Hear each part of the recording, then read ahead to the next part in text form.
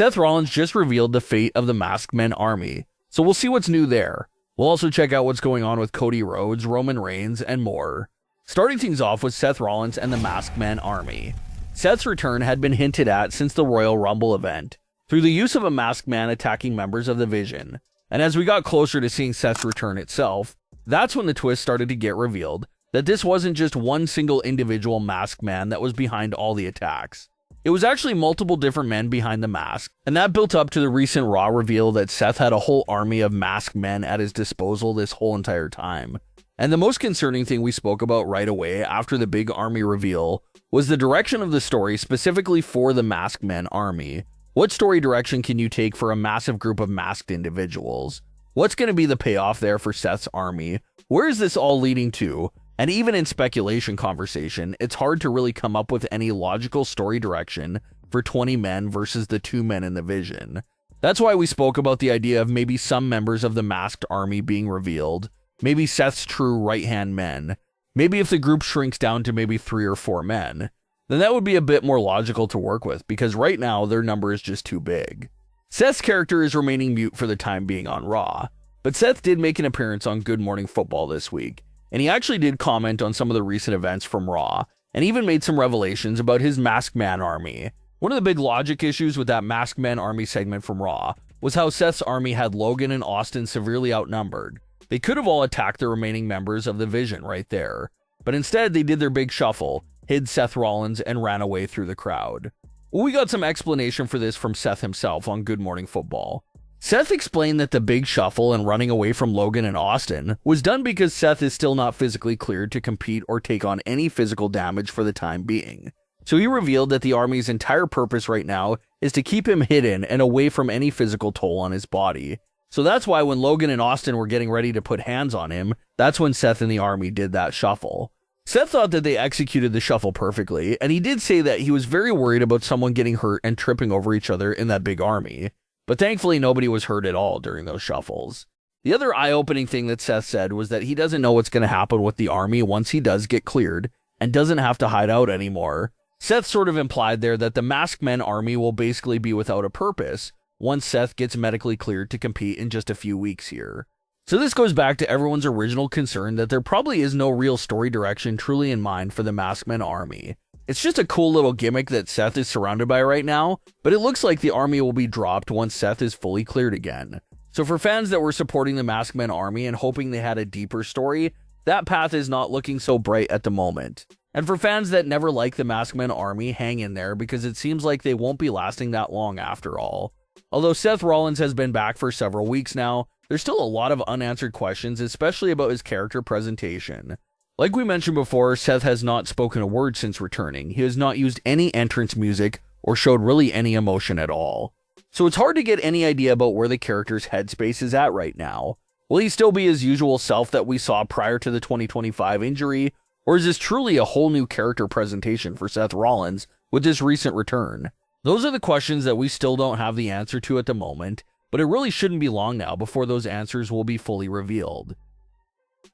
The filming of the new Street Fighter movie was a big project that a lot of wrestling fans were keeping an eye on because 2 massive superstars were part of the cast. Those 2 big superstars being Roman Reigns and Cody Rhodes. According to Cody Rhodes himself, he noted that the film crew went over and beyond to try and keep Roman and Cody apart from each other. Cody revealed that it felt like they thought Roman and Cody would break out into a real fight if they spent too much time with each other. This filming was of course happening fresh after Roman and Cody's heated WrestleMania programs with each other. So it looks like someone in the filming crew felt like Roman and Cody's issues with each other were legitimate, and they feared what would happen if they were ever in the same room together. So the crew went out of their way to make sure Cody and Roman fully avoided each other on set because of that reason right there. They actually thought real issues would pop up there between Roman and Cody. As far as things go with Roman and Cody, they're currently tied up with 1 win apiece during their recent WrestleMania matchups. Roman Reigns won the match at WrestleMania 39, and Cody Rhodes won the match at WrestleMania 40. Early WrestleMania 42 plans did have that big rubber match between Roman and Cody taking place at that event, but the company scrapped that third meeting between them after feeling like fans may be burnt out of seeing that matchup so often in recent years. So that rubber match may not be happening at WrestleMania 42, but that door will remain open for it to happen sometime in the future. Danhausen has only been used so far on television through backstage appearances and cameos, but he does have a big active storyline across both brands of Monday Night Raw and SmackDown, and that's of course his curse.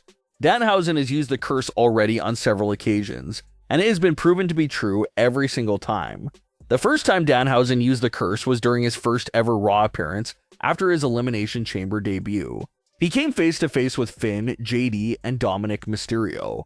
Danhausen pointed out how he wanted one of Dominic's titles, but Dominic was very hostile towards Danhausen, saying that this was as close as he was getting to that title. So as a response to Dominic's rudeness towards him, Danhausen cursed Dominic Mysterio, and no less than a few moments later, Dominic ended up losing his Intercontinental title. And outside of a quick reign by John Cena, Dominic Mysterio had been the Intercontinental Champion pretty much since last year's WrestleMania.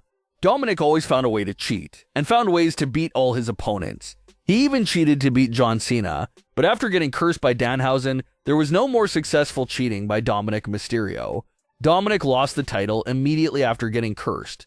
And not only did Dominic lose the title, but fast forward 1 week after that and the Judgment Day absolutely imploded and Finn gets kicked out of the group. So the curse hit Dominic pretty hard. He lost his title and his friendship with Finn all in the span of 7 days after getting cursed. The second curse went to the original El Grande Americano, after a backstage conversation went wrong there as well. Danhausen cursed El Grande Americano. El Grande Americano was walking his way to the ring for a title match at the time, but when it came time for the match, the original El Grande Americano was nowhere to be seen, and it was Ludwig's version of Grande Americano that accepted the title match. So the curse coming into play right there that the original El Grande Americano just lost his Intercontinental title match out of nowhere. And then you had Danhausen putting the curse on The Miz as well over on SmackDown. The Miz, like everyone else at first, doesn't believe in the curse, but later on in the night, we see the curse come into play for The Miz as well. During a confrontation between Kit Wilson and Jelly Roll, The Miz ended up taking a massive accidental punch from Jelly Roll that was originally intended for Kit Wilson. But since The Miz is cursed, Kit is able to dodge the punch, and it's The Miz that got to eat the punch. So although we haven't seen Danhausen much in the ring or competing at all, the company appears to be leaning all the way into this curse narrative, just like how everyone truly expected them to. If Danhausen lays a curse on someone, it's not just a funny catchphrase. This is officially a legitimate storyline. Danhausen's curse has legit weight to it. If a superstar gets cursed by him, they can fully expect things to go wrong for them in major ways. At the moment, there's a lot of superstars that laugh off his curse, but as we see more and more instances of his curse actually being real and causing havoc on people's lives, it will be interesting to see the superstars start to take his curse seriously and want to avoid it at all costs. And once the superstars start taking the curse seriously, maybe this benefits Danhausen, because maybe people will no longer be so quick to dismiss him, and they could actually end up giving him whatever it is that he wants. So definitely expect to see more coming there from Danhausen's curse narrative. But what are your thoughts on today's stories? Leave your comments below. Don't forget to subscribe with all notifications on, and leave a like if you enjoyed. Thanks for watching, guys.